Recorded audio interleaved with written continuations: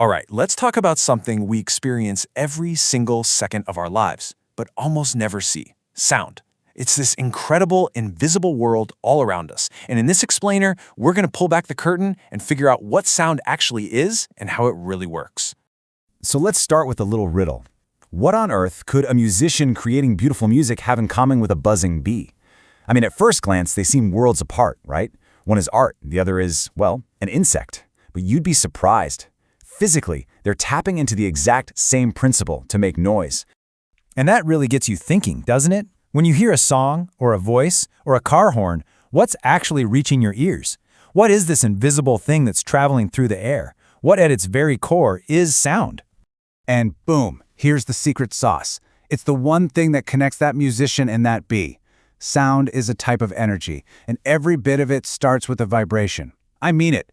Every single sound you've ever heard, from your own voice to an earthquake, was kicked off by something, somewhere, wiggling back and forth. Okay, so we've got vibrations, check. But how does that wiggle from, say, a guitar string make its way across the room and into our ears? Well, it's not magic. It actually travels in a wave. To really get this, let's picture a speaker cone. As it pushes forward, it literally bulldozes the air molecules right in front of it, squishing them all together. This creates a tiny pocket of high-pressure air, and we call that a compression. But of course, that's only half the move. After the cone pushes out, it snaps back. And when it does, it leaves a little empty space, a low-pressure zone where the air molecules can spread out. That's called a rarefaction. And this chain reaction, this constant squish and stretch, compression and rarefaction, that is the sound wave itself, traveling through the air. Now this is absolutely crucial. For that whole squish and stretch thing to happen, you need something to squish and stretch.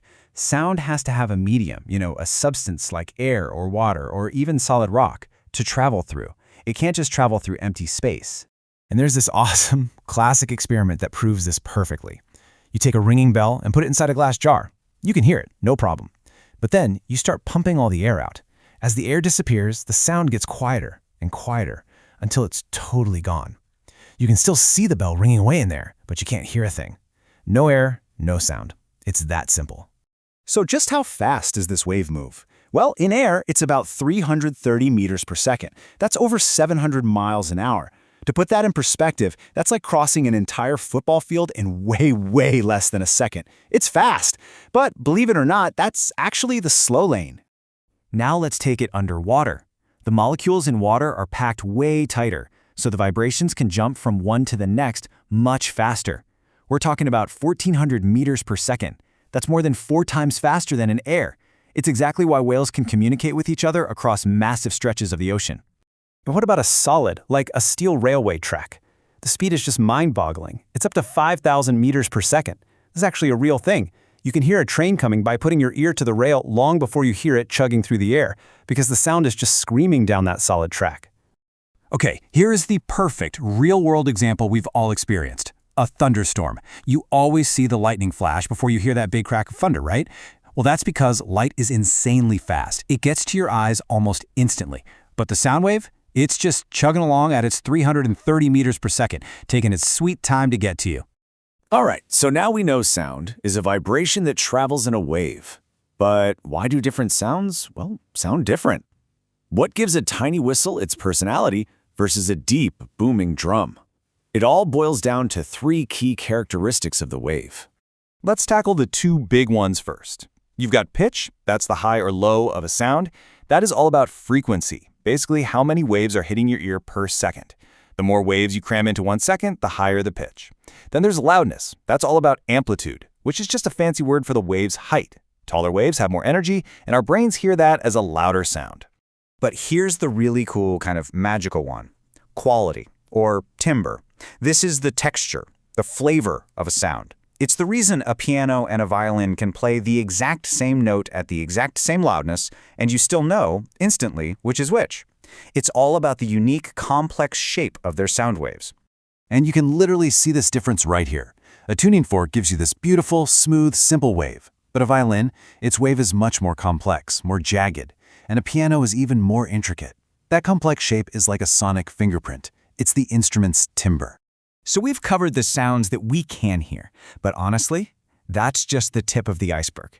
The real mind-blowing stuff is the gigantic world of sound that's completely outside of our ability to hear.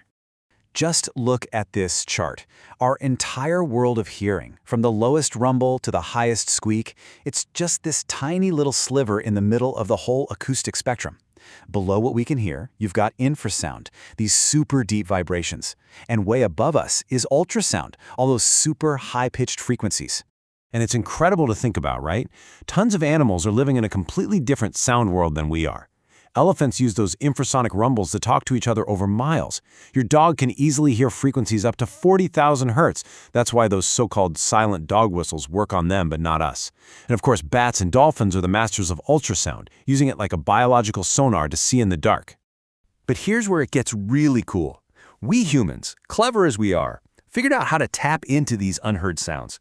We've basically learned how to harness them and turn them into a technological superpower. I mean, look at this. This is one of the most incredible uses. This entire image was built with sound waves that are impossible for us to hear. Doctors send these high-frequency pulses into the body, they analyze the echoes that bounce back, and they can build a picture of what's inside without ever having to make a single cut. It's amazing. And this superpower is everywhere. We use sonar to map the dark depths of the ocean floor. Doctors use a procedure called lithotripsy, which is basically a focused beam of ultrasound to shatter kidney stones without surgery.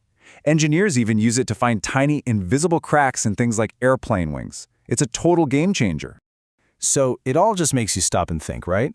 Our entire experience of the world through sound is just this one little chapter in a much, much bigger book. It really makes you wonder, if we can only hear this tiny little fraction of all the sound waves flying around us every day, what else is out there? What other conversations, what other symphonies are we missing?